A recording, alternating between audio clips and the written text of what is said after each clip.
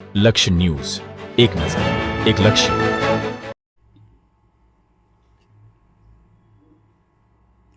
કલોલ તાલુકા home guard unit દ્વારા 6 December home guard સ્થાપના દિન નિમિત્તે વિવિધ કાર્યક્રમોનું આયોજન કરવામાં આવ્યું. કાર્યક્રમની શરૂઆત કલોલ યુનિટ કચેરીથી નીકળેલી રેલી સાથે કરવામાં આવી.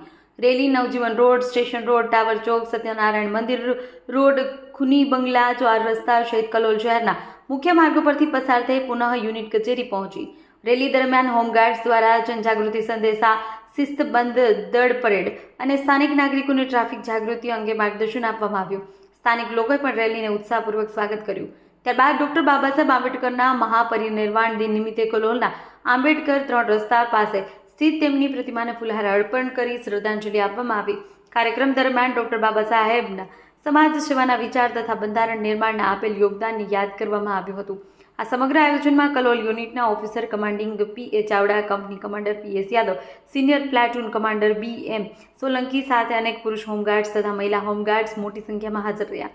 કાર્યક્રમ દરમિયાન હોમગાર્ડ વિભાગની સેવાઓ, કટોકટીની પરિસ્થિતિમાં તેમના અવિરત યોગદાન તથા ડિઝાસ્ટર મેનેજમેન્ટમાં હોમગાર્ડ્સની ફરજિયાત ભૂમિકા અંગે વિશેષ ચર્ચા કરવામાં આવી. અધિકારીઓએ જણાવ્યું કે હોમગાર્ડ્સના શિસ્તબદ્ધ કાર્ય અને લોકસેવા ભાવનાના કારણે સમાજ વધુ સલામત અને સજ્જ બને છે. આ ઉજવણી સફળતાપૂર્વક પૂર્ણ થઈ હતી. લક્ષ્ય ન્યૂઝ, સંજય નાયક.